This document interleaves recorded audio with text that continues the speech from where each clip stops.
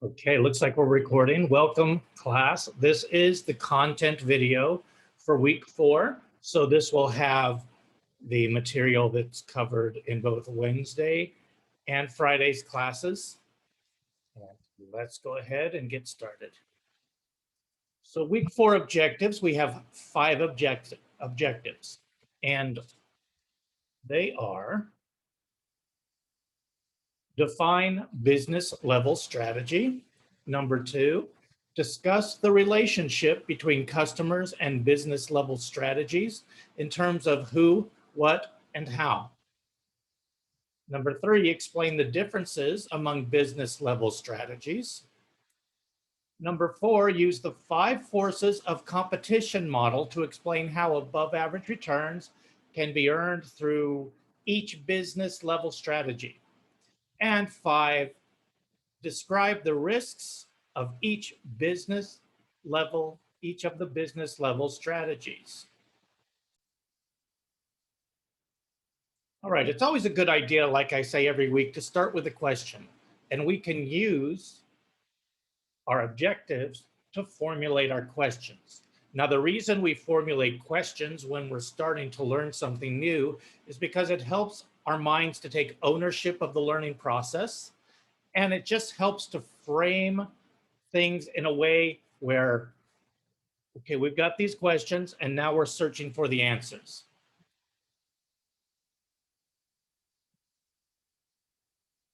So what questions can we ask ourselves to guide our study of business level strategy?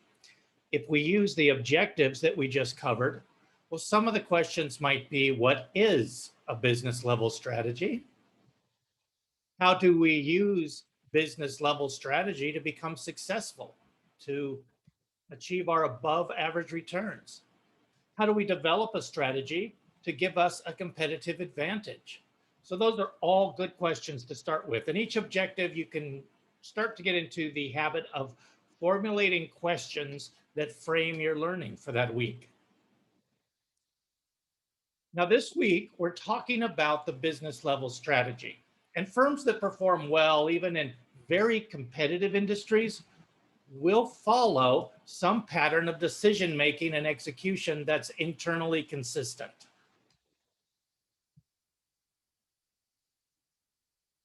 So that means that the firm will line up its resource commitments in a way that reinforces the direction of the enterprise.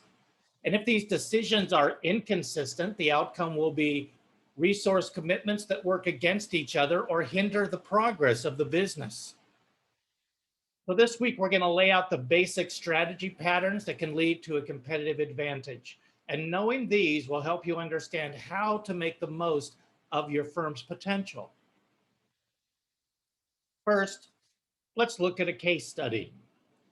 The case study involves a company called Hain Celestial Group. And let's read through each one of these points together. Hain Celestial Group has built strong capabilities in producing natural and organic foods and has built its strategy to take advantage of the changing consumer trend in the food business. The company grew through a series of acquisitions of entrepreneurial startups. These acquisitions allowed Hain Celestial to become the largest supplier to natural food retailer Whole Foods Markets. And the natural food trend has allowed the company to sell their branded products to traditional grocery store chains, accounting for about 60% of its US sales. So they position themselves, they develop strategy around the changing trends in consumer wants and desires and demands for healthier food. Meanwhile, large branded food firms such as Kellogg's, Kraft's Food Group, Campbell's, and Conagra Foods that have not focused as intensely on this natural segment, they've stalled in their earnings because they haven't focused on the natural and organic trend desired by consumers as much as Hain Celestial did. While larger brands seek to modify existing products by removing less natural ingredients, such as Nestle, or reducing the use of high fructose corn syrup, such as Hershey and Mars did, These types of changes do not allow them to overcome the problem of rapidly changing consumer tastes towards natural foods. Grocery stores and restaurants are also attempting to take advantage of these trends towards natural foods. So we have Hain, which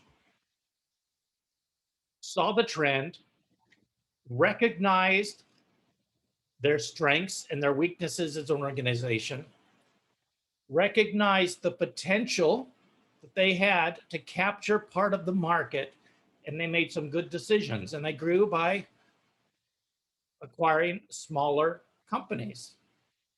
Now, with all of this in mind, take a minute and evaluate Hain Celestial's strategy. What did they do? How did they execute their strategy? Did it work for them? Did it work as well as they hoped, do you think? Now, what would you have done differently to implement it? Take the same strategy. Are there things that you could have done differently to implement that same strategy? Who are Hain's competitors? And how do Hain's competitors differentiate themselves from other organizations? So if you need to pause the video for a minute, go ahead and do that, but think through these things.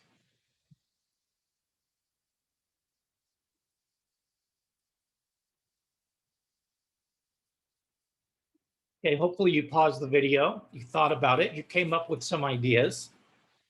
Now, the thing that's important to remember here is to realize that Hain's and its competitors have differentiated themselves on several dimensions, and that to grow in a saturated and highly competitive industry, they need to offer value that exceeds the value of their competition. So think about other firms with strong competitive advantage that have implemented strategies to attract customers following social trends. What other companies come to mind? You have a moment this week,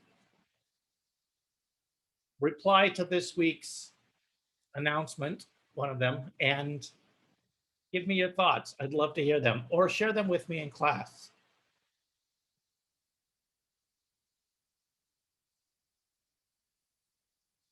All right, now let's talk about business level strategy. Business level strategies represent integrated and coordinated sets of actions that are taken to exploit core competencies and gain a competitive advantage.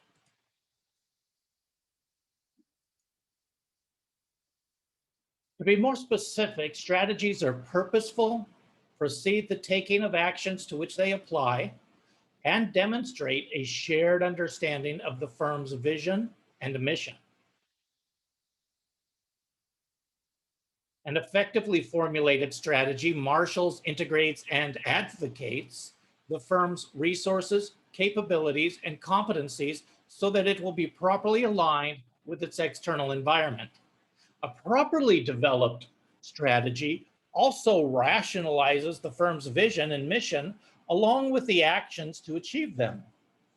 So determining the business in which the firm will compete is a question of corporate level strategy. And we'll take a look at that, the corporate level strategy, more in week 6. But right now, competition in individual product markets is a question of business level strategy. And that's what we want to look at this week.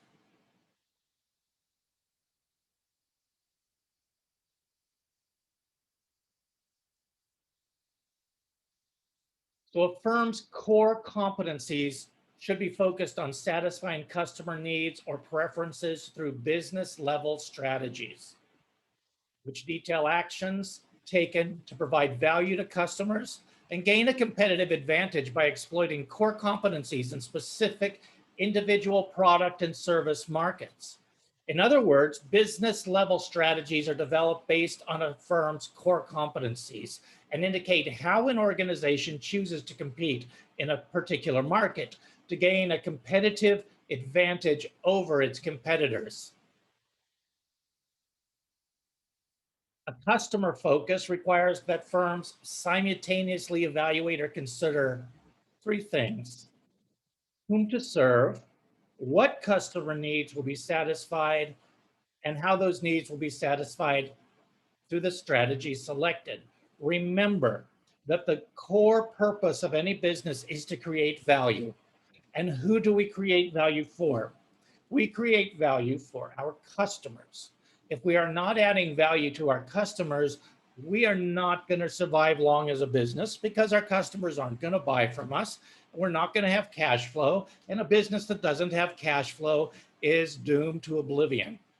So the customer focus is what makes, number one, it's what makes free enterprise one of the most highly moral systems in the world. It's what has helped lift people out of poverty at a rate higher than we have lifted more people out of poverty through capitalism in the last 50 years than we have in our entire history as a human race. And the reason is good business is focused not on money, not on what I can get out of it, but how can I serve my customers? How can I add value to someone else? How can I improve the lives of others? Returns that are earned from relationships with customers, whether they're current or new, are the lifeblood of all firms. To survive and achieve strategic competitiveness in the contemporary competitive landscape, a firm must identify who their customers are. Who is our ideal customer? Determine that customer's needs and preferences, because they're not going to buy from you if you're not meeting their needs or their wants. Focus on satisfying the needs of some group of customers, because you can't satisfy everybody, you can't serve everybody, you can't please everybody, but there's at least one group that you can serve.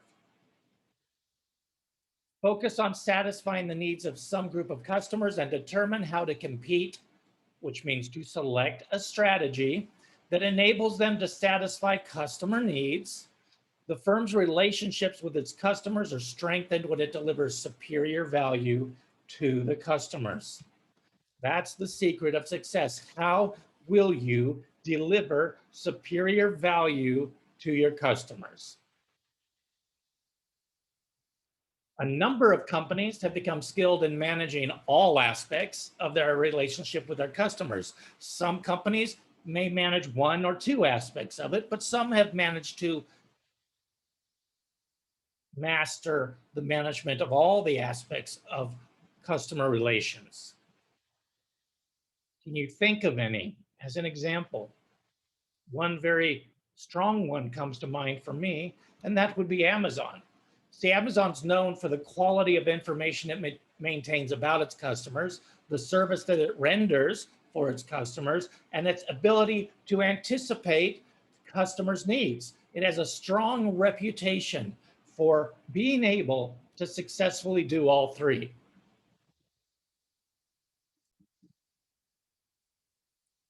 Now, there's three things that we want to talk about before we get into the strategy. And these are related to how firms can maintain competitive advantage. Those three elements are reach, richness, and affiliation. So in the internet age, firms can maintain competitive advantage by thinking continuously about accessing and connecting with customers. That's the reach. How do you access your customers? Another way to look at that is, how do you find your customers? Where are they? How do you reach out to them?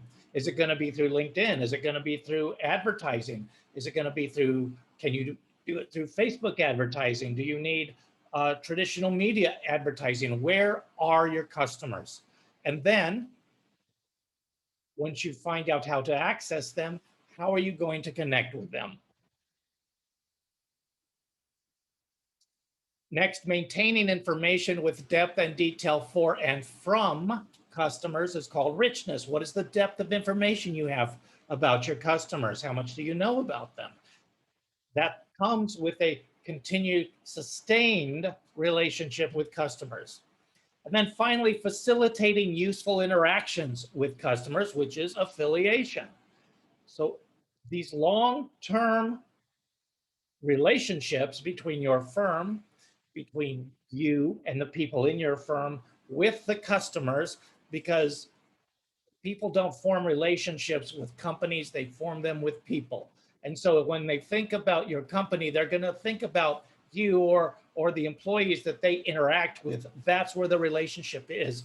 And if you can facilitate interactions that are useful to the customer, that are beneficial to the customer, and can be maintained over a long period of time, that's only going to help your competitive advantage, because that's not easy to establish or maintain or replicate. So we want to look at the who first. Who are our customers? The first step is to identify customers based on differences in needs or preferences.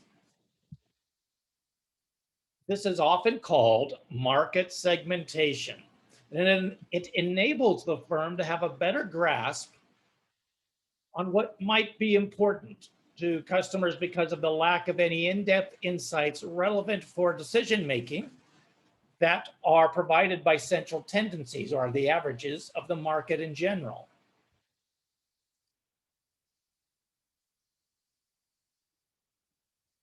Here are some dimensions that can be used to identify potential customers.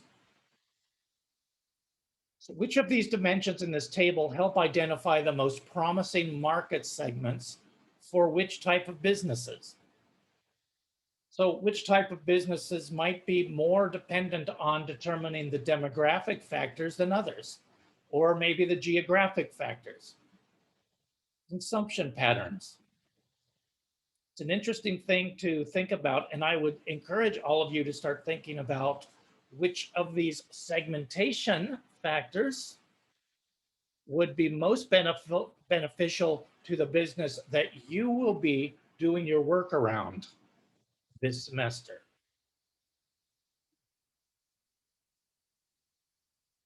So it's imperative that firms pay careful attention to differences in customer needs among customer groups and not arbitrarily lump everybody together.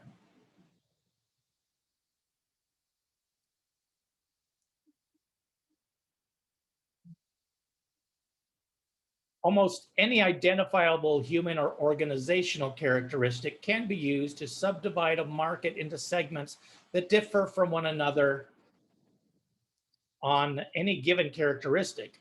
Customer characteristics can often be combined to segment markets into specific groups that have very unique needs. Demographic factors can be used to segment markets into generations with unique interests or needs.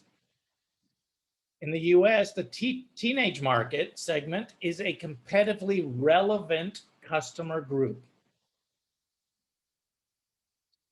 What would be your thoughts on what the size of that group is? Its growth, its spending related characteristics. How does that group spend its money? And how is that going to change over time?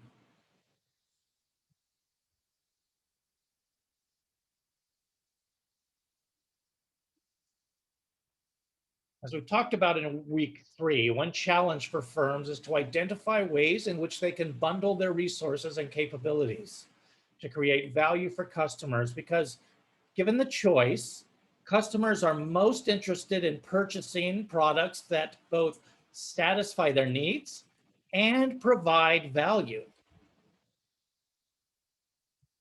So after a firm decides whom it's going to serve, it must identify the targeted customer group's needs that its goods and services can satisfy.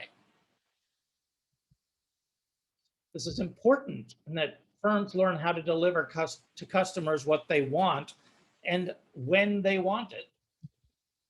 In general, in a general sense, that is, needs or wants are related to a product's benefits and features. Having close and frequent interactions with both current and potential customers helps the firm identify the individuals and the groups current and future needs. From a strategic perspective, a basic need of all customers is to buy products that create value for them. The most effective firms continuously strive to anticipate changes in customers' needs. Failure to do this can result in the loss of your customers to competitors who are offering greater value to your customers in terms of product features and product functionalities. In any given industry, there are a variety among consumers in terms of their needs: higher quality, low cost value, quick delivery. There's such a variety. Think about Target. It's a retail store and an online marketer, right? It has been successful analyzing its many sources of data through online sources of many customer demographics, and it utilizes this information to develop its promotion and marketing strategies. It uses the data it's acquired on its customers to target its marketing and promotion strategies to draw in and to maintain the customer relationships with those customers that already shop there. Core competencies are resources and capabilities that serve a source of competitive advantage for the firm over its rivals. Firms use core competencies, the how, to implement value creating strategies and thereby satisfy customer needs. Only those firms with the capacity to continuously improve and innovate and upgrade their competencies can expect to meet and hopefully exceed customers' expectations across time.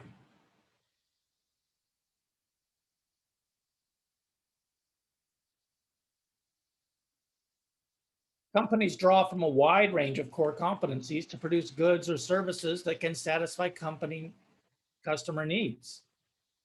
One such method employed by companies such as the large pharmaceutical company Merck and the software company SAS Institute is to invest heavily in R&D to sustain competitive advantage in their industries. So when we think of business level strategy, we might ask, what's the purpose of a business level strategy? Business level strategy creates a difference between the firm's position and the position of its competitors. So it makes your organization, your firm, your company stand out from all your competitors. To position itself differently from competitors, a firm has to decide whether it intends to perform activities differently or to perform different activities. So you've got to make that distinction, make that determination. Are we going to perform different activities than our competitors? Or are we going to perform the same or similar activities, but just do them in a different way? How will we differentiate our firm, our organization from all the competitors?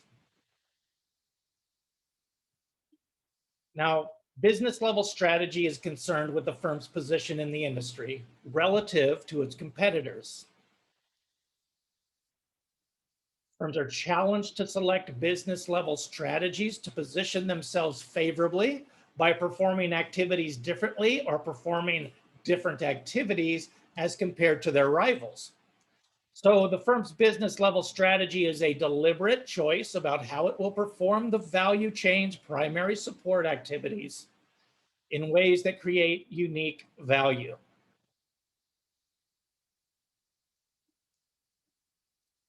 Now, there are 5 basic strategies. There are 5 strategies that firms can choose from the generic strategy matrix based on the source of competitive advantage. So think in terms of Porter's 5 forces of competition. These are strategies that will flow out of that model of looking at our competitors, dealing with either uniqueness or cost and breadth of competitive scope, whether it's a broad scope or a narrow scope. Firm choosing to compete across a broad market determines that it should compete in a number of customer segments.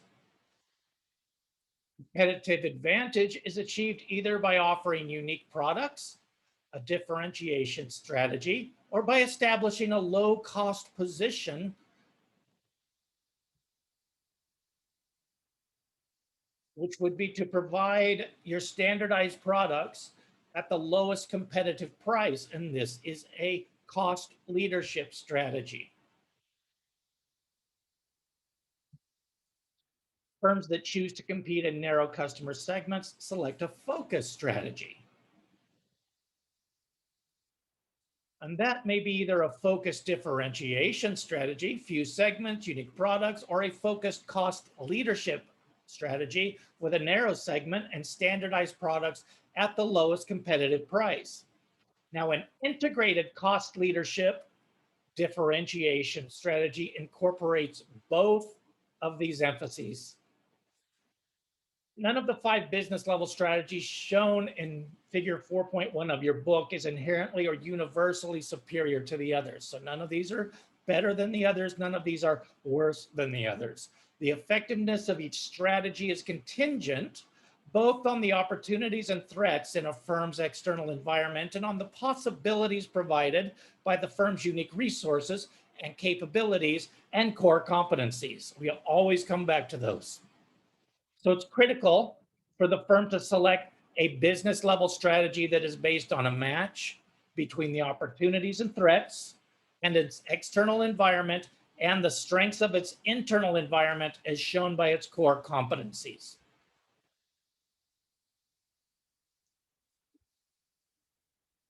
To cover these 5 strategies a little bit more thoroughly, I've provided a link in this PowerPoint for you to click on and watch the video. We're not going to watch it here in this video, but feel free to click on it and watch it. We will watch it in the Friday night class. And that concludes the presentation of the content for the week.